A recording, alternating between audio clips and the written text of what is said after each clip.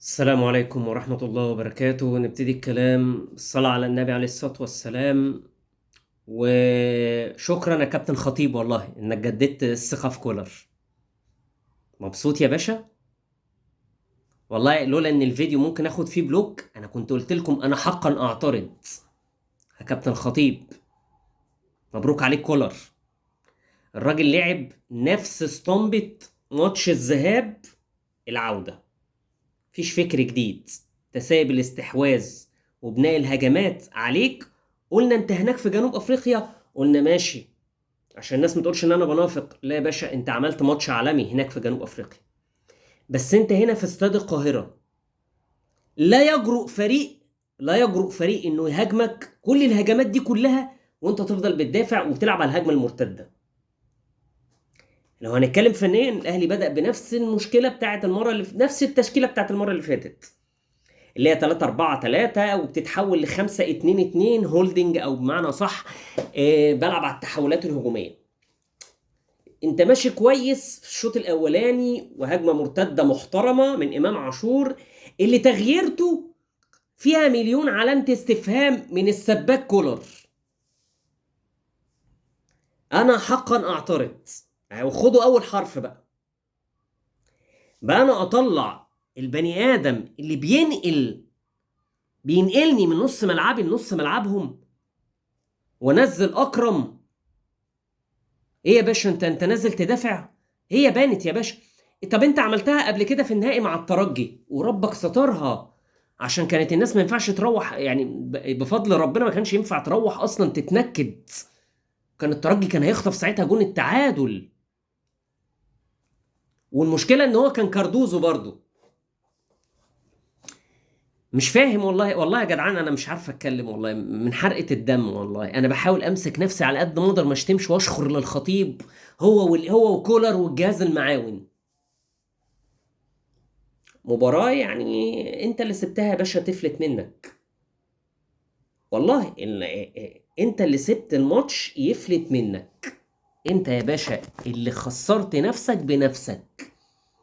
انا جاي هنا، انت عملت حساب لصن داونز اكتر. الشوط التاني انت ولا كورة اتلعبت. الشوط التاني ولا كورة.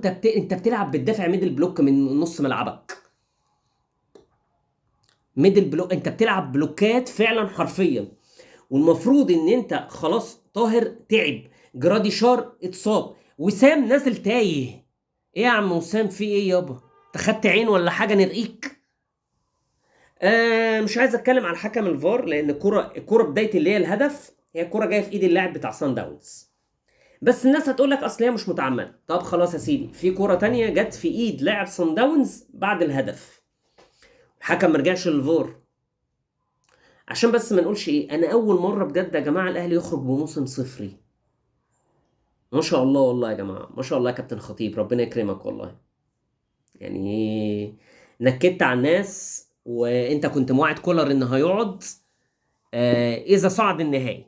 يا ريت بقى حضرتك، نتمنى يعني عشان ما تخليناش نقعد نشتم ونقل ادبنا والجمهور يطلع يلسوع لك. هو كده كده هيلسوع لك بعد الماتش عشان انت اللي اصريت على كولر. ده راجل سباك، ما كانش يقعد من بعد ماتش باتشوكا. الراجل ده كان يمشي. ابسط حاجه قبل ماتش يا عم صن داونز في الذهاب، كان عندك في واحد زي موسيماني قاعد من التمرين، الراجل ده ولا مؤاخذه يعني غول حوت في افريقيا. بيعرف جالك ساعتها، كان قبل ماتش ساعتها اسمه ده الوداد، وكسبك نهائي القرن. اتمنى بقى ان اداره الاهلي ما تعاندش مع الجماهير. يعني واحد زي السباك ده مع السلامة، يتوجه له الشكر. تضربه زي ما الجماهير عملت النهارده وحدفته بالازاز. والله العظيم انتوا رجاله محترمه. الجماهير اللي عملته النهارده ده، لا برافو عليكم يا جدعان. عشان كولر مدرب جبان. ده مدرب جبان. وكذا مره خلاص يا باشا، انت في السنتين الاولانيين خلاص انت طلعت كل اقصى ما عندك. خلاص يا باشا، هو طلع اقصى ما عنده ولعب كاس عالم وانتر كونتيننتال وخد برونزيه وي وي وي.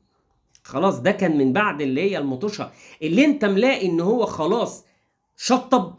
محدش يقول لي الاصابه، كنت مشيته. يعني الحمد لله نلتقي بقى في افريقيا او نلتقي بقى في كاس العالم للانديه، وربنا يستر الاداره ما تعاندش مع جمهور الاهلي وتخليه يكمل، عشان هتبقى في فضايح. انت انتر ميامي وبالميراس وبورتو هيدوك 8. وبقوله وبرجع له الفيديو ده. الحمد لله، سلام عليكم.